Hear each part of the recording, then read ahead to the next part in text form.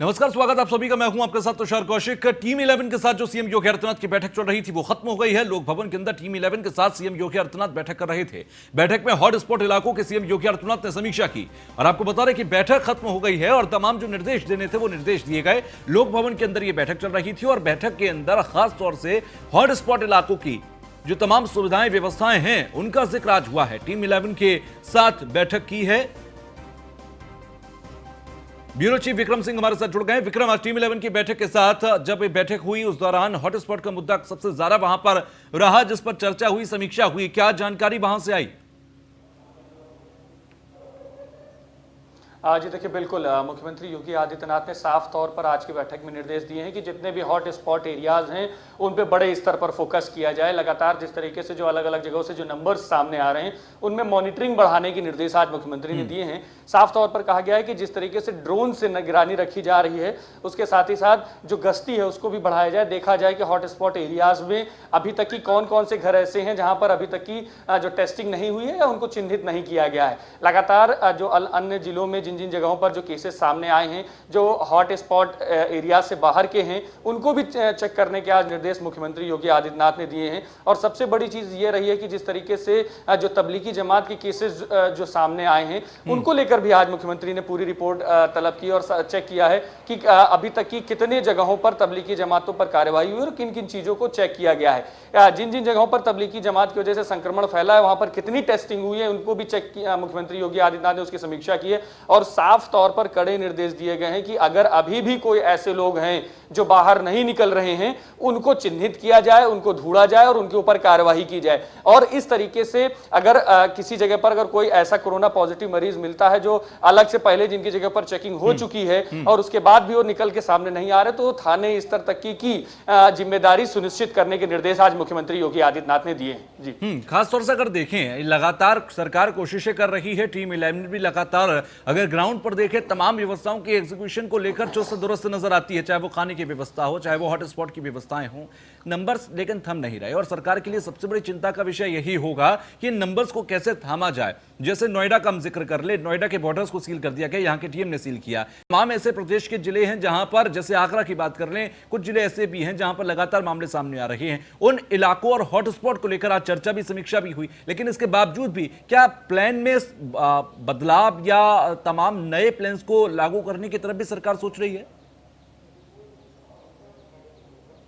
जी देखिए, बिल्कुल सबसे ज्यादा फोकस नंबर्स को कंट्रोल करने के लिए पूल टेस्टिंग्स पर की जा रही है और नंबर ऑफ टेस्टिंग्स बढ़ाने पर सबसे ज्यादा फोकस किया जा रहा है। मुख्यमंत्री ने भी आज की बैठक में ये चीज पूल टेस्टिंग को लेकर भी समीक्षा की थी कि जैसे कुछ दिन पहले से जो पूल टेस्टिंग शुरू की गई है उसमें अभी किन किन जगहों को सम्मिलित किया गया, कहां कहां पर टेस्टिंग्स की जा रही हैं और उसका क्या रिजल्ट निकल रहा है और किस तरीके का उसका रिस्पॉन्स आ रहा है, उसकी पूरी समीक्षा आज मुख्यमंत्री ने की है। जहां तक कि अलग अलग जिलों की बात है, हर जगह पर जब तक यह साफ है कि जब तक नंबर ऑफ टेस्टिंग्स नहीं बढ़ाए जाएंगे, जब तक टेस्ट बढ़ाए नहीं जाएंगे, हर व्यक्ति की जब तक टेस्ट नहीं होगी तब तक कहीं ना कहीं इसी तरीके के मामले लगातार सामने आते रहेंगे। और यह बात खुद मुख्यमंत्री योगी आदित्यनाथ भी जानते हैं और शायद यही कारण है कि आज उन्होंने साफ तौर पर निर्देश दिए हैं कि जितने भी टेस्ट हो रहे हैं उनके नंबर्स बढ़ाए जाएं। और जिस तरीके से अभी कोवास मशीन जो लखनऊ के लिए की वित्तीय स्वीकृति दे दी गई है उसकी भी समीक्षा आज मुख्यमंत्री ने की है, कितने दिन में वो मशीन लग जाएगी जिससे कि पूरी तरीके से जो नंबर ऑफ टेस्ट हैं वो बढ़ाए जा सके, तेजी हो टेस्टिंग करने में।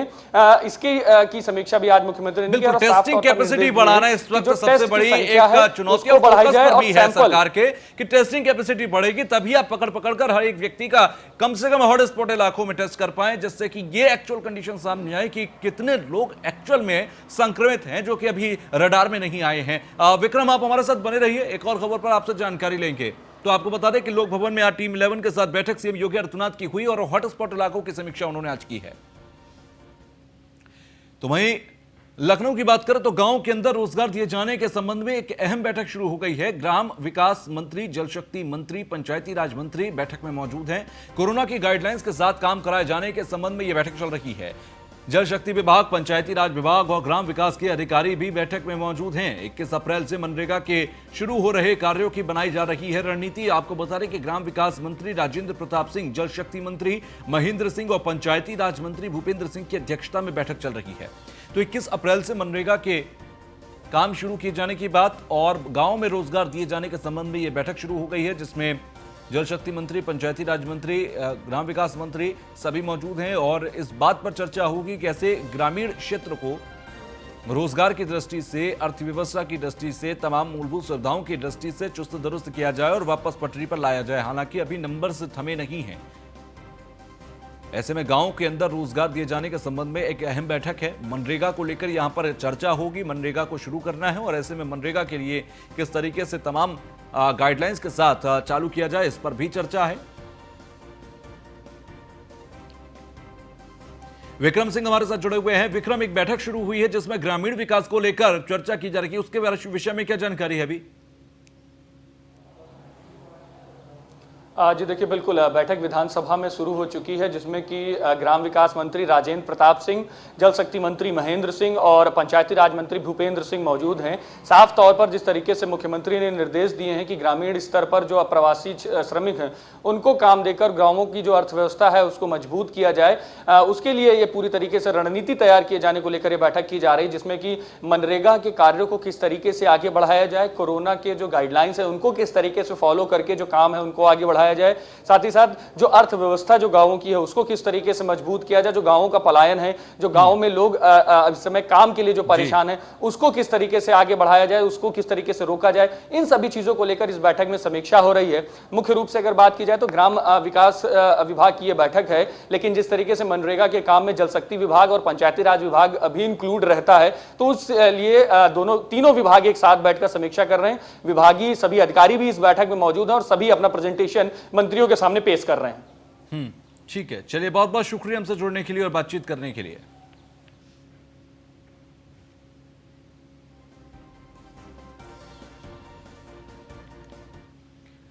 तो वहीं विधानसभा अध्यक्ष लगवाएंगे सीसीटीवी कैमरे। अपने विधानसभा क्षेत्र में विधानसभा अध्यक्ष लगवाएंगे सीसीटीवी कैमरे। यूपी विधानसभा अध्यक्ष हृदय नारायण दीक्षित ने जारी की धनराशि। सभी थाना क्षेत्रों में चिन्हित किए गए स्थानों पर जल्द ही कैमरे लगाए जाएंगे। सुरक्षा की दृष्टि से पूरे विधानसभा क्षेत्र में ये कैमरे होंगे। 11,23,703 रुपए में ये कैमरे लगकर तैयार होंगे। फिलहाल आपको बता दें कि कैमरे की व्यवस्था सुरक्षा की दृष्टि से अपने विधानसभा क्षेत्र में करने जा रहे हैं हृदय नारायण दीक्षित। और आपको बता दें कि सभी थाना क्षेत्रों के अंदर व्यवस्थाओं को सुरक्षा की दृष्टि से खासतौर पर देखा जाए तो वो चुस्त दुरुस्त रहे। यही एक वजह है कि यहां पर उन्होंने ये धनराशि को स्वीकृत कर आगे बढ़ा दिया है। 11 लाख रुपए के आसपास की ये धनराशि जारी की गई है और इससे सीसीटीवी कैमरे वो अपने विधानसभा क्षेत्र में लगवाएंगे।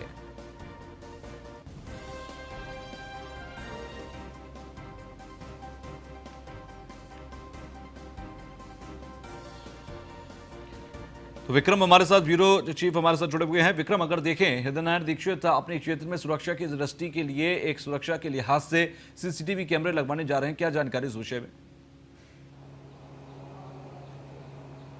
जी देखिए, बिल्कुल हृदय नारायण दीक्षित जी की अगर बात की जाए तो उन्नाव के भगवान नगर क्षेत्र से वो विधायक हैं और पूरी तरीके से उस क्षेत्र की जिम्मेदारी को देखते हुए बड़ा कदम हृदय नारायण दीक्षित जी ने उठाया है। जिस तरीके से कोरोना के मरीजों पर नजर रखने के लिए लगातार हर विधायक अपने स्तर पर काम कर रहा है और खुद हृदय नारायण दीक्षित जी ने भी ये निर्देश दिए हैं कि सभी विधायक अपने अपने क्षेत्रों में इस तरीके के काम करें। तो अब उन्होंने भी अपनी विधायक निधि से पैसे रिलीज किए, लगभग 11 लाख रुपए उन्होंने दिए हैं, जिससे कि भगवान नगर विधानसभा क्षेत्र जो उनकी है वहां पर कैमरे लगाए जाएंगे और जो अलग अलग स्पॉट्स हैं जहां पर ज्यादा चहल पहल रहती है, भीड़ रहती है, उन सभी जगहों पर निगरानी रखी जाएगी। जी ठीक है, चलिए, बहुत बहुत शुक्रिया हमसे जुड़ने के लिए और बातचीत करने के लिए। ब्रेक के बाद एक बार फिर आप सभी का स्वागत। कोरोना के खिलाफ आगे आया पंचायती राज विभाग। आपको बता दें, विभाग ने यूपी कोविड केयर फंड के अंदर 53 करोड़ 20 लाख रुपए दिए हैं। पंचायती राज मंत्री भूपेंद्र सिंह ने सीएम योगी आदित्यनाथ को यह चेक सौंपा है। इस दौरान प्रमुख सचिव पंचायती राज मनोज सिंह भी मौजूद रहे। तो आपको बता दें, कोरोना को लेकर पंचायती राज विभाग आगे आया। 53 करोड़ 20 लाख रुपए का कोविड केयर फंड के अंदर उन्होंने चेक सौंपा है। पंचायती राज मंत्री भूपेंद्र सिंह ने सीएम योगी आदित्यनाथ को यह चेक सौंपा है। और इसी के साथ आपको बता दें कि भूपेंद्र सिंह पंचायती राज मंत्री ने यह चेक सौंपा। उसी दौरान की तस्वीर हम आपको दिखा रहे हैं जब सीएम योगी आदित्यनाथ को वे सौंपते हुए नजर आए। 53 करोड़ 20 लाख रुपए का यह चेक है पंचायती राज विभाग की तरफ से और यह सीएम योगी आदित्यनाथ को सौंपा गया है।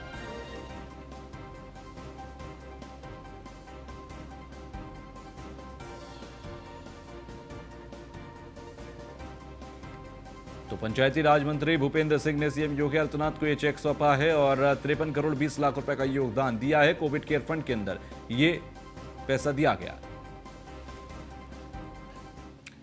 तो छात्राओं को होगा छात्रवृत्ति का पहला अधिकार। शुल्क प्रतिपूर्ति और छात्रवृत्ति के नियमों में बदलाव होगा। नए बदलाव के तहत पहला अधिकार छात्राओं को मिलेगा। दिव्यांग छात्र छात्राओं को भी योजना का लाभ दिया जाएगा। इसके बाद सामान्य वर्ग के छात्रों की होगी शुल्क प्रतिपूर्ति।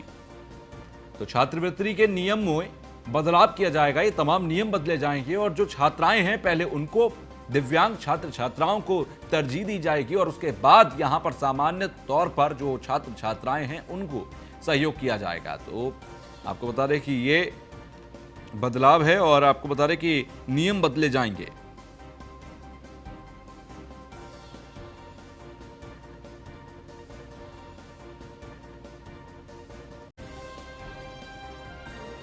तो छात्रवृत्ति के नियमों में बदलाव होगा। आपको बता दें कि सामान्य वर्ग के जो छात्रों की शुल्क प्रतिपूर्ति है उसको बाद में तरजीह दी जाएगी। पहले तरजीह दी जाएगी तमाम छात्राओं की छात्रवृत्ति को लेकर, उसकी प्रतिपूर्ति को लेकर। इसके अलावा दिव्यांग जो छात्र छात्राएं हैं उनकी प्रतिपूर्ति पहले की जाएगी और उसके बाद सामान्य वर्ग के जो छात्र और छात्राएं हैं उनकी प्रतिपूर्ति की जाएगी।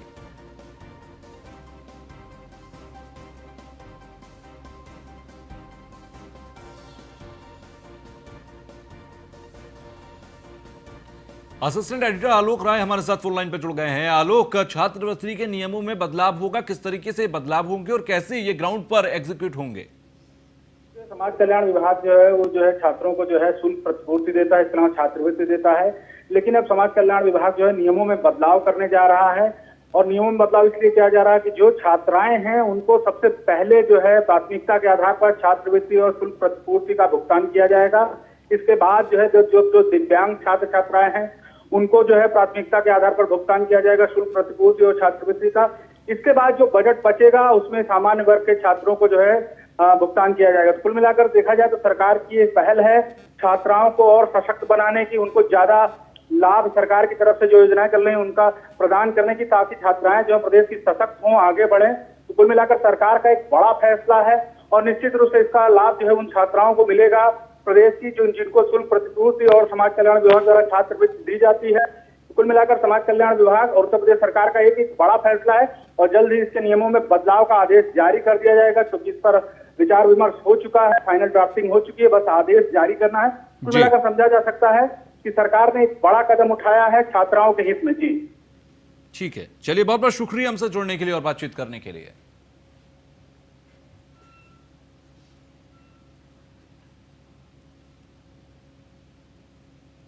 तो वहीं सहारनपुर जिले के लिए राहत भरी खबर है। 111 की लिस्ट में सभी लोगों की रिपोर्ट नेगेटिव आई है। सीएमओ बीएस सोढी ने दी जानकारी। नोएडा से आई थी 111 लोगों की जांच रिपोर्ट और ऐसे में सहारनपुर जिले के लिए ये राहत भरी खबर है।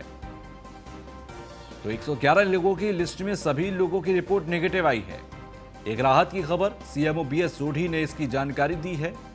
और आपको बता दें कि 111 लोगों की जांच की गई थी। नोएडा से 111 लोगों की जांच रिपोर्ट आई और ये गनीमत है, ये राहत की खबर है कि सहारनपुर के अंदर 111 लोगों की जांच रिपोर्ट नेगेटिव आई है। कोई भी कोरोना पॉजिटिव नहीं है। तो इसको लेकर राहत के साथ जरूर सीएमओ और स्वास्थ्य प्रशासन ने, जिले के स्वास्थ्य प्रशासन ने ली है। आपको बता दें बीएस सोढी ने ये जानकारी सभी को दी।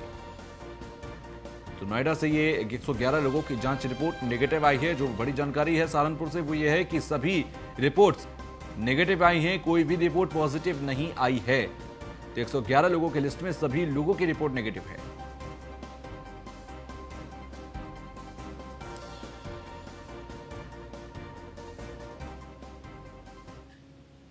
अभी अभी एक लिस्ट प्राप्त हुई है जिसमें कि 56 लोगों की लिस्ट है, नोएडा से आई है। इसमें कोई भी पॉजिटिव नहीं है, सभी नेगेटिव है। ऐसी एक लिस्ट कल आई थी 55 लोगों की, उसमें भी कोई पॉजिटिव नहीं है और उसमें 4 लोगों के रिपीट सैंपल के लिए कहा गया, उसको हम 4 लोगों को रिपीट करा देंगे। और आज अभी तक हमारे 88 कोरोना पॉजिटिव केसेस हैं। जो खबरों में आगे बढ़ते हैं। कानपुर से खबर है, लॉकडाउन का उल्लंघन करने वालों की पुलिस ने उतारी आरती और मंत्रोच्चारण के साथ पुलिस ने यह आरती उतारी है। आरती उतारकर पुलिस ने प्रसाद भी चढ़ाया। प्रसाद के तौर पर केला चढ़ाया गया। किदवई नगर थाना पुलिस ने गौशाला चौराहे पर ये अभियान चलाया है। तो जो बेवजह घर से बाहर निकल रहे हैं उनको यहां पर उनकी आरती उतारकर उन पर प्रसाद चढ़ाकर प्रसाद के तौर पर केला चढ़ाया गया। और किदवई नगर थाना पुलिस चौराहे ने पर यह गौशाला चौराहे की पूरी घटना है, जहां पर यह अभियान चलाया गया पुलिस के जरिए और लॉकडाउन को उल्लंघन करने वालों की पुलिस ने आरती उतारी, जिससे उन्हें शर्म आई और वो अपने घर में जाकर बैठे। फिलहाल मंत्रोच्चारण के साथ पुलिस ने आरती उतारी।